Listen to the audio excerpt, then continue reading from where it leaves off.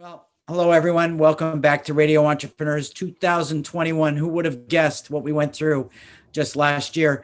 But that's the reason we have Radio Entrepreneurs, because the economy is always changing. Entrepreneurs have to be agile and adapt, and that's what we are hearing on every episode and every version of the Radio Entrepreneurs. My co-host for this segment, this is the FEI segment.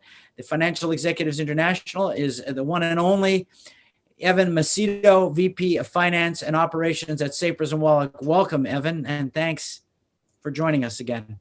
Thank you, Jeffrey. I can't believe 2020 is already gone and past. We're into 2021 now, but excited to hit the ground running. Well, I know it's going to be a big year for you. I'm not going to get into all your stuff, but I know 2021 is going to be a monumental year, both personally and professionally. So we're going to look forward to that and talking about that on the air. So our guest, which thank you to you and Sapers and Wallack, Jeff Feingold, president and founder of Hope and Comfort. Boy, those are just two words that I think everybody's looking for in 2021. So welcome, Jeff. Thank you so much for having me. A real pleasure and so appreciative. Can you tell us about Hope and Comfort? Sure. Hope and Comfort was started in 2010, and our goal is to end what we call hygiene insecurity. And that is, unfortunately, having to wake up in the morning and go through the day worried about how you look, smell, or feel because you can't afford a simple bar of soap or tube of toothpaste. And so at Hope and Comfort, we believe that basic hygiene items like soap and toothpaste that, as you can imagine, are more important than ever, are basic needs, just like other basic needs like food, clothing, and shelter. And so our vision is simple. We want to end hygiene insecurity, really put ourselves out of business once and for all over time, and make sure, again, that we can support and improve the health, self-esteem, and hygiene education of as many adults and children in need within Greater Boston. And Jeff, I think that's great. And I know that from talking on previous calls that you haven't always been, your career always hasn't been, running Hope and Comfort.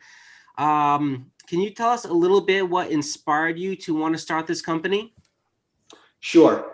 I am, Evan, as you mentioned, very lucky. I had a long career at Fidelity for about 20 plus years as a full-time analyst and portfolio manager. I still work part-time at Fidelity. My wife and I are very lucky. We live in Weston, a nice community. And back in 2010, when our kids were 2 and 4, we decided to do something a little bit different for their kids' birthday party. We looked around the house and we saw that there were a lot of toys everywhere and how lucky we are. And we decided to take donations in lieu of presents for their birthday party. And we got a lot of things like food and clothing and backpack supplies, but also basic hygiene products like soap and toothpaste. And I gave them away to a local nonprofit. And I heard back from a social worker who thanked me and let me know how important all of these items are to one's health and one's self-esteem, but actually how difficult it was for her to get basic hygiene products like soap and toothpaste. She told me that, and reminded me, of course, that these items are expensive, but that also food stamps or the Supplemental Nutritional Assistance Program doesn't cover these items. And that is still the case until this day, with the exception of feminine hygiene products in some cases. And that the landscape, which in Massachusetts is large, there are thousands of nonprofits. I think there are close to 40,000 nonprofits in Massachusetts alone. But that she told me there were few, if any, nonprofits that are really solely dedicated to collecting and distributing basic hygiene products. And so upon hearing that, I began collecting the items and started out of the garage with the help of our 2 and 4-year-old as our warehouse managers and my wife. And flash forward, here we are almost 10 years later. Wow. I mean, sorry, Jeff, you can continue. Well, again, I don't profess to being an expert in this. So the essentials, and I do think they're essentials that you're helping people with, that's different than the food banks. They're not supplying those things, are they? It's a great question. And we work closely with a lot of food pantries, and we're very lucky to actually have a pretty good relationship with the Greater Boston Food Bank and the head of their operation, Cheryl Shondek. We're very fortunate to have on our board, but you're right. The food pantries, particularly these days, as you can imagine, are operating full stop in order to supply their basic need, of course, for food and to make sure that people have healthy produce and dairy and meat. And so there really is, unfortunately, not a place where people can turn for these basic items.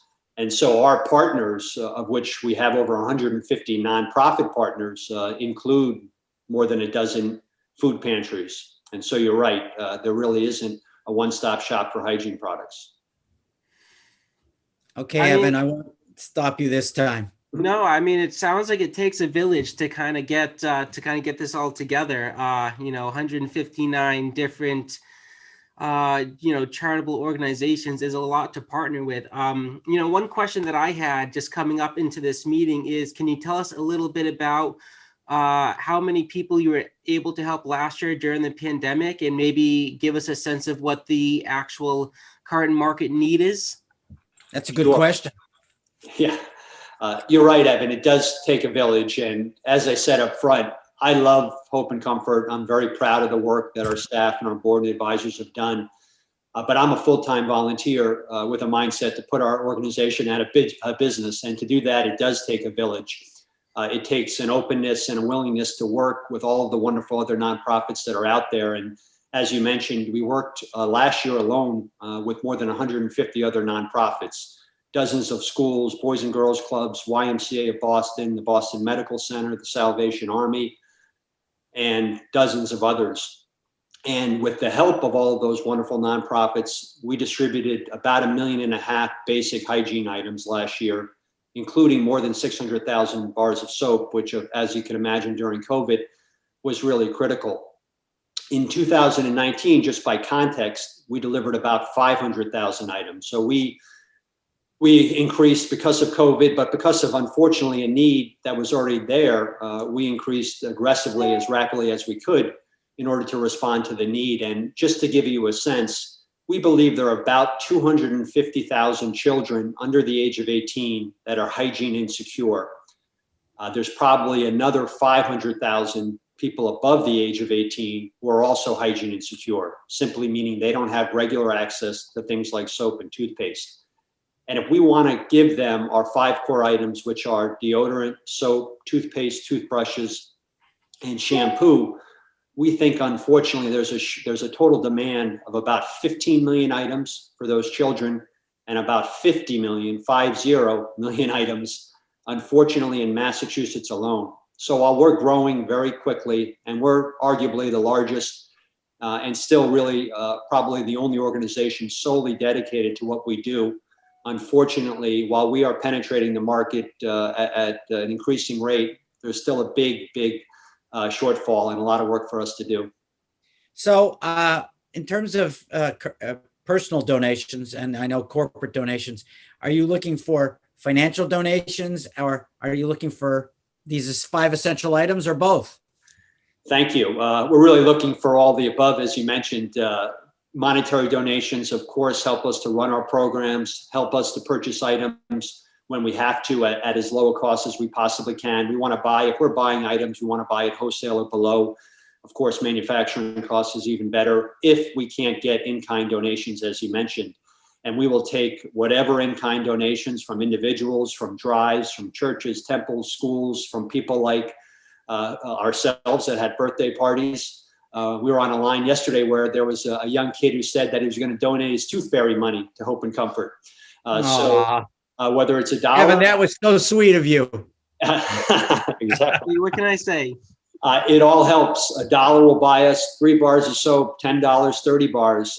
So monetary donations, connections, if people know corporations or people that are working at hygiene companies that can donate those 5 items that we talked about, including as well laundry detergent or feminine hygiene products. Those are enormous ways to help out.